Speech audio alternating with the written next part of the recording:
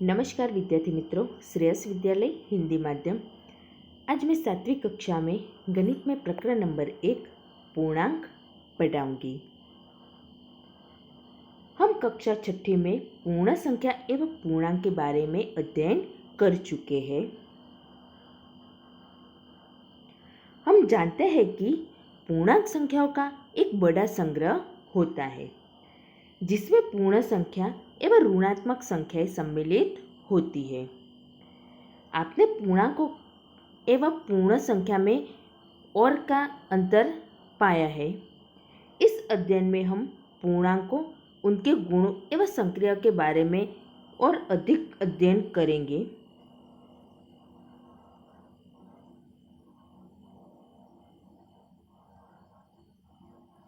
हम जानते हैं कि पूर्णांकों को संख्या रेखा पर कैसे निरूपित किया जाता है। नीचे दी गई संख्या रेखा पर कुछ पूर्णांकों को अंकित किया गया है। तो ये संख्या रेखा है, उसके ऊपर पूर्णांकों को अंकित किया गया है।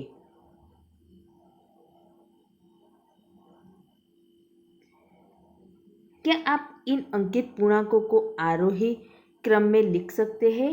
इन संख्याओं का आरोही क्रम है -5, -1, 3 है। हमने -5 को सबसे छोटी संख्या के रूप में क्यों चुना? तो ये -5 सबसे छोटी संख्या क्यों है?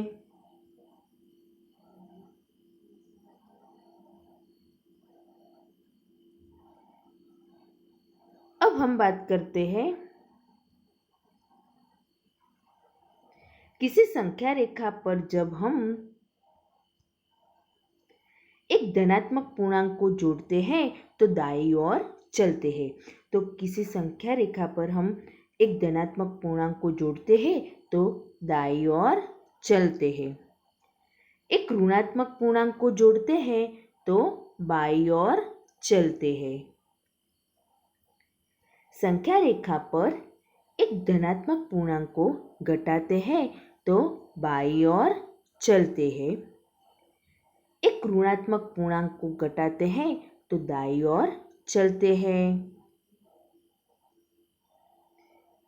बताइए कि निम्नलिखित कथन सही है अथवा गलत। जो कथन गलत है उन्हें सही कीजिए। जब दो धनात्मक पूर्णांकों को जोड़ा जाता है तो हमें एक धनात्मक पूर्णांक प्राप्त होता है। तो जब हम दो धनात्मक पूर्णांक को जोड़ते हैं तो हमें धनात्मक पूर्णांक मिलता है। जब दो ऋणात्मक पूर्णांकों को जोड़ा जाता है तो हमें एक धनात्मक पूर्णांक प्राप्त होता है। तो दो ऋणात्मक पूर्णांकों को जोड़ा जाता है तो हमें धनात्मक पूर्णांक नहीं मिलता, हमें ऋणात्मक पूर्णांक ही मिलता है। जब एक धनात्मक पूर्णांक और एक ऋणात्मक पूर्णांक को जोड़ा जाता है तो हमें हमेशा एक ऋणात्मक पूर्णांक प्राप्त होता है। तो ये गलत है। जब एक धनात्मक पूर्णांक और एक ऋणात्मक पूर्णांक को जोड़ा जाता है तो हमें ये जो पूर्णांक बड़ा है वो हमें प्राप्त होता है। पूर्णांक 8 का योज्य प्रतिलोम है -8 एवं पूर्णांक -8 का योज्य प्रतिलोम 8 है। व्यवकलन के लिए जिस पूर्णांक को घटाया जाना है उसके योज्य प्रतिलोम को दूसरे पूर्णांक में जोड़ा जाता है। यहाँ है -10 + 3 बराबर 10 - 3। तो ये 10 + 3 बराबर 10 - 3। तो ये -7 आएगा और ये साइड 7 आएगा। तो ये दोनों समान नहीं है। इसमें है 8 + और -7 तो -7 होगा।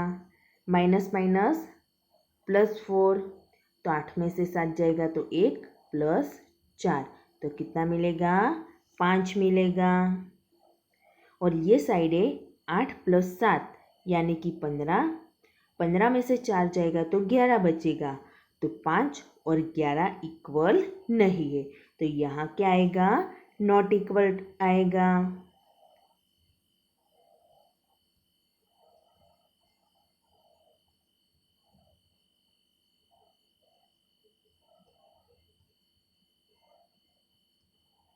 अब ये पूर्णांक है 10, तो इसका युज्य प्रतिलोम है -10। पूर्णांक -10 है तो उसका युज्य प्रतिलोम है 10। पूर्णांक 76 है तो उसका युज्य प्रतिलोम है -76, और पूर्णांक -76 है तो उसका युज्य प्रतिलोम 76 है। किसी पूर्णांक a का युज्य प्रतिलोम -a है और -a का युज्य प्रतिलोम a है।